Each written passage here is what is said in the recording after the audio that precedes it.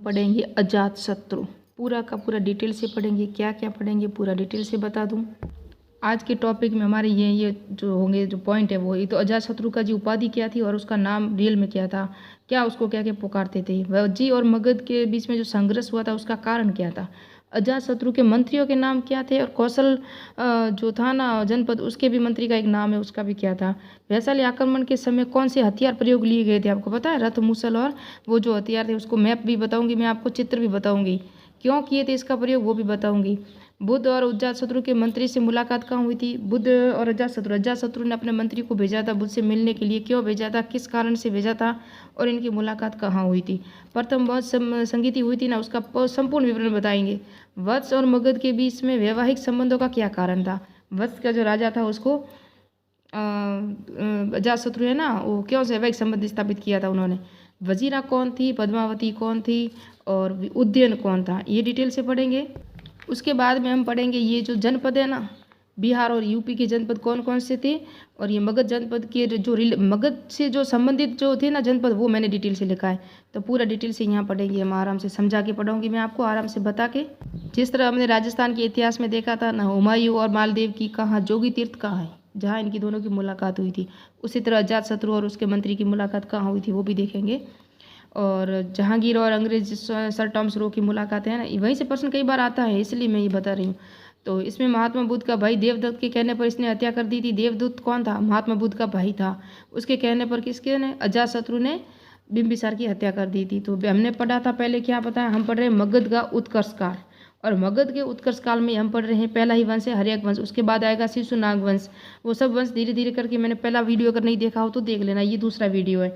उसके अंदर हमने मगध का पढ़ा था, बिंबिसार का पढ़ा था। बिंबिसार वास्तविक संस्थापक था हर्यक वंश का, और उसके जो उसका राजवेद था वो जीवक था। वो किसके जो इलाज करने के लिए गया था वो आप बता सकते हो मुझे। और बिंबिसार ने भिक्षुओं के लिए कौन सा शुल्क माफ किया था, और बिंबिसार ने कहाँ शादी की थी, किस पर आक्रमण किया था, किसको वैवाहिक संबंध से अपने अंदर मिला दिया था, बिंबिसार को कौन सा दहेज में राज्य मिला था, ये सब डिटेल से अगर मेरा वीडियो नहीं देखा हो तो फर्स्ट पार्ट देख लेना, ये सेकंड पार्ट है जिसके अंदर हम पढ़ रहे हैं अजातशत्रु।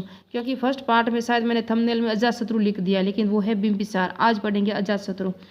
इसे हर्यक वंश का पितृहंता कहता है, यानी कि इतिहास में एकमात्र वंश ही ऐसा है जो पूरा का पूरा वंश ही पितृहंता है, तो वो है हर्यक वंश, जिसके अंदर बिंबिसार की हत्या कर देगा अजातशत्रु, अजातशत्रु की हत्या कर देगा उसका ही पुत्र। वो आगे पढ़ेंगे हम। महावीर स्वामी वज्जी संघ के निवासी थे, और महात्मा बुद्ध भी इन्हीं के शासनकाल के समकालीन थे। किसके, अजातशत्रु यानी हर्यक वंश के समकालीन थे। कौन थे, महात्मा बुद्ध भी थे, क्योंकि बुद्ध के ये शिष्य थे ना। और महावीर स्वामी भी वज्जी के निवासी थे। और औपतिप सूत्र है ना, औपापति सूत्र में सिर्फ देवनापिरी इसकी उपाधि है, ये इसकी उपाधि दी गई थी। इसे वज्जी, वैशाली और काशी मगध में मिलाया था। इन तीनों को जीता था उसने, किस तरह से जीता था वो डिटेल से देखेंगे हम अभी।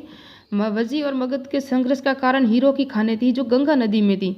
वज्जी और मगध है ना, इन दोनों के बीच में ये आप देख सकते हो, ये है मगध साम्राज्य, ये है अंग, और इसको मिलाया था पहले ही, ये है वज्जी। जैसे कि वैशाली के साथ युद्ध कह रहे हैं ना, तो वैशाली वज्जी की राजधानी थी, आप याद रखना, कन्फ्यूजन मत होना। तो ये वज्जी है, ये मगध, और ये वज्जी, इन दोनों के बीच में गंगा नदी बहती थी, और इस गंगा नदी में हीरे की खानें थी, यही कारण था।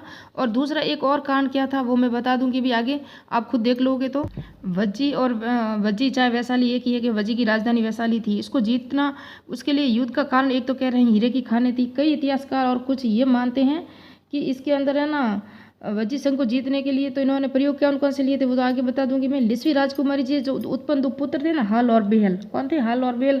वज्जी राजकुमारी कौन थी, चेलना थी, जो बिंबिसार की पत्नी थी, और उसके दो पुत्र थे हल और बेहल।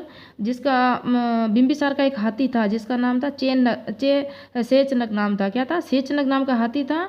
उस हाथी एक तो हाथी दे दिया उनको, और एक बहुमूल्य 18 लड़ियों का हार दे दिया था। किसने, बिंबिसार ने अपने दो पुत्रों को, किसको, हल और बेहल को, जो किसकी, रानी चेलम्मा। चेलम्मा कहाँ की थी, वैशाली की राजकुमारी थी ना, लिच्छवी वंश की राजकुमारी थी, इसलिए उसको दे दिया था। और इसी के कारण कारण अजातशत्रु ने अपनी रानी, अजातशत्रु की रानी कौन थी? पद्मावती के उस अन्य पर उसे हल बेल को जीतने के लिए, मारने के लिए वो वहाँ वैशाली पर आक्रमण करता है, क्योंकि ये हल और बेल है ना, ये वैशाली चले जाते हैं अपने नाना के यहाँ। तो ये इनका भी ननिहाल हुआ, लेकिन वो नाना के यहाँ चले जाते हैं, इसलिए वो वहाँ जाते हैं युद्ध करने। लेकिन उनको जीतना आसान नहीं था, किसके लिए? अजातशत्रु के लिए। तो क्या किया अजातशत्रु ने? पता है, अपना मंत्री कौन था? वशकार। वशकार को महात्मा बुद्ध के पास भेजा, क्योंकि बुद्ध वहीं के थे, वजी के थे ना, बुद्ध और जो महावीर वजी और वैशाली के ही थे। तो वहाँ उनके पास भेजा और कहा कि इनका राज बता दो, यानी कि इनको किस तरह से जीता जा सकता है, इनके अंदर जो एकता थी ना उनको। तो ये बुद्ध के पास गए थे और बुद्ध ने इनको सलाह दी थी कि इन दोनों के बीच में क्या है, एकता बहुत है, इनके अंदर पहले फूट डालो। तो वशकार ने इस फूट डालने का कार्य किया था वैशाली में, सबको अलग अलग कर दिया था, लिस्वियों के अंदर फूट डाल दी थी, एक दूसरे को लड़ा दिया था। अब इसको मौका मिल गया था, किसको? अजातशत्रु को। अब अजातशत्रु ने उस पर आक्रमण कर दिया था, कौन से हथियारों के साथ? अभी हथियार भी मैं दिखा दूंगी आपको, पूरा का पूरा डिटेल से हम देखेंगे। और तो वजी आक्रमण के समय अजातशत्रु का मंत्री कौन था? वशकार था। महात्मा बुद्ध की सलाह ली थी उसने, जाके महात्मा बुद्ध से सलाह ली थी, मैंने बताया। इन दोनों की मुलाकात राजगृह में ग्रहकूट पर्वत पर अजातशत्रु ने भेजा था इसको, क्योंकि अजातशत्रु का ये मंत्री था वशकार। एक और मंत्री कौन सा था, वो आगे नाम आएगा। कौशल का मंत्री कौन था? दीर्घचारायण कौशल का मंत्री। अजातशत्रु ने वैशाली को जीतने के लिए 2 हथियारों का प्रयोग किया। रथ मूलक, यानी कि जो घूम घूम कर मुसलों से प्रहार करने वाला रथ था, जिस पर ऐसे चक्राकार होता ना, आपने बाहुबली फिल्म देखी होगी, उसके अंदर पुराने हथियारों को ही बता दिया गया है। बाहुबली सेकंड के अंदर है, शायद फर्स्ट के अंदर है।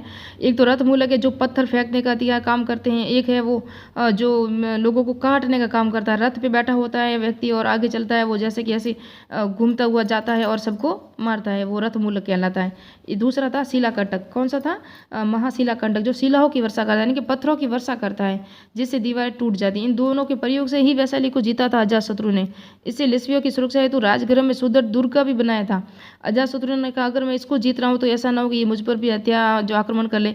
तो पहले अपने किला और अपने जो राज शासन था ना, वहाँ सुरक्षित कर लिया था उसने, और पाटलिपुत्र का भी निर्माण किया था। लेकिन आगे जाके पाटलिपुत्र की राजधानी बनाएगा और पाटलिपुत्र की नगर की स्थापना करेगा। वो कौन करेगा? उदयन करेगा। जबकि इसने पाटलिपुत्र की स्थापना में इनका भी हाथ था। और अजातशत्रु का और साथ मंत्री था सुनिध नाम कहते हैं उसका। क्या नाम कहते हैं? सुनिध भी कहते हैं और सुनिधि। एक और मंत्री था जो वशकार के साथ था। बिंबिसार के हाथी का नाम था सेचनक था, जो मैंने बताया बहल और उसके जो 2 पुत्र थे चेटक की राजकुमारी के, उसको उपहार में दिए थे।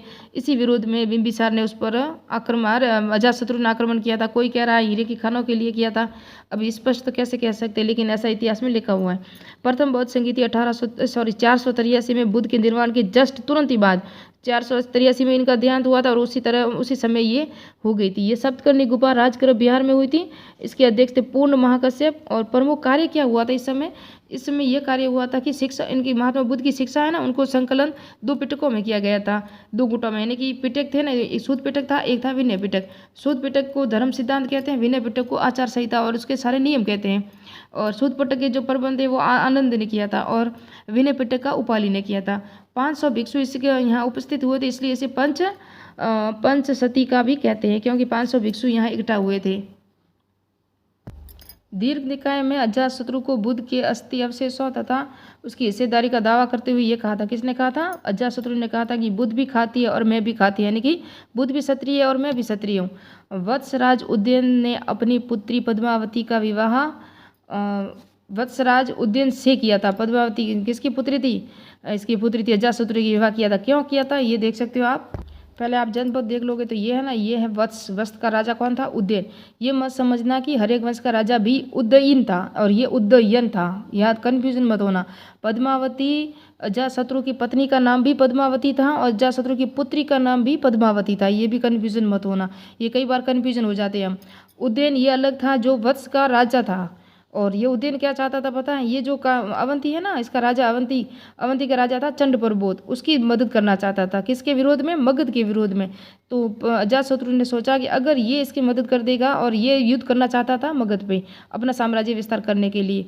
पहले तो इसने अधीनता स्वीकार कर ली थी बिंबिसार के समय, आपको पता हो तो। जीवक को उसके अवंती के राजा के लिए जो पांडु रोग को इलाज करने के लिए गया था, तो उसने अधीनता स्वीकार कर ली थी। जब उसका पुत्र अजातशत्रु आया ना, तो इसने भी आक्रमण का सोच लिया। लेकिन जब क्या हुआ कि उदयन ने सोचा कि मैं इसका ये जो वत्स है ना, इसकी राजधानी कौशाम्बी है जनपद की, और वर्तमान में इलाहाबाद, और उसके बाद अब कहते हैं इसको प्रयागराज, नया नाम है इसका प्रयागराज है।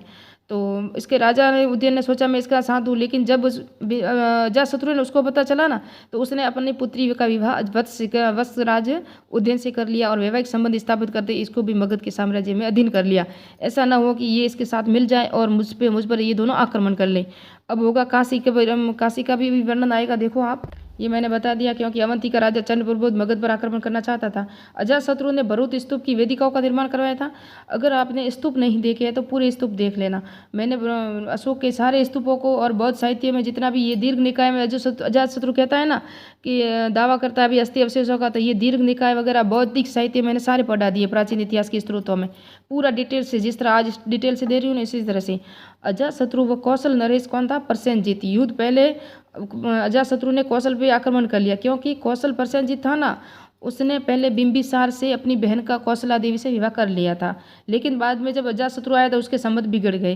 तो उसने प्रसेनजीत को, ये अजातशत्रु ने सोचा कि मैं इसको पूरा कौशल को जीत लेता हूँ, क्योंकि प्रसेनजीत ने काशी को दान में दिया था, किसको? अजातशत्रु को, सॉरी बिंबिसार को दिया था। तो उसने ये कर लिया, तो इसने आक्रमण कर लिया किस पर? प्रसेनजीत पे, कौशल पे आक्रमण कर लिया, लेकिन इसने जाके श्रावस्ती है ना, श्रावस्ती पे शरण ले ली थी। जब अजातशत्रु ने दूसरी बार आक्रमण किया तो प्रसेनजीत जीत गया था। फिर अपनी पुत्री वजीरा का विवाह, वजीरा कौन थी? प्रसेनजीत की पुत्री थी। कौशल देवी कौन थी? प्रसेनजीत की बहन थी, जिसका विवाह बिंबिसार से किया था। मैंने बिंबिसार पढ़ाया था आपको नेक्स्ट वीडियो में। विवाह किया और काशी के गांव और काशी उसको वापस लौटा दिया। ये कौशल है, ये देख सकते हो, ये कौशल का था वो प्रसेनजीत, इस पर 2 बार आक्रमण किए, इस मगध के आक्रमण। ये अंग है ना, अंग, ये अंग का राजा था ना, अंग थी राजधानी थी चंपा, और इसको तो पहले ही वरदत्त ने, बिंबिसार ने पहली बार अपने अंदर मिला दिया था। वजी को भी अब उसको जीत लिया था उसने, वैशाली को भी। अभी ये मल्ल साइड में है, लेकिन कौशल है ना, कौशल का देव राजा था, उसने भी उस पर भी इसने आक्रमण करके उसको आक्रमण कर लिया, लेकिन उसने उसको कैद कर लिया था। किसको? अजातशत्रु को। किसने? प्रसेनजीत ने। फिर दोनों के बीच में सुलह संबंध हो गया होगा, इसने भी माफ़ी मांग ली होगी, पैर पकड़ लिए होंगे कि मुझे भी साम्राज्य विस्तार चाहिए था, हम रिश्तेदार है, कुछ न कुछ दावा दिया होगा। तो ये प्रसेनजीत खुश हो गया और अपनी जो बेटी थी ना वजीरा का विवाह अजातशत्रु के साथ कर लिया, और ये भी वैवाहिक संबंध स्थापित कर लिए। तो काशी वापस इसको दे दिया, पहले इसने काशी ले लिया था इसलिए। वैदेही पुत्र और अशोक चंड बौद्ध ग्रंथों में इसका नाम मिलता है। किसका नाम मिलता है? अजातशत्रु का।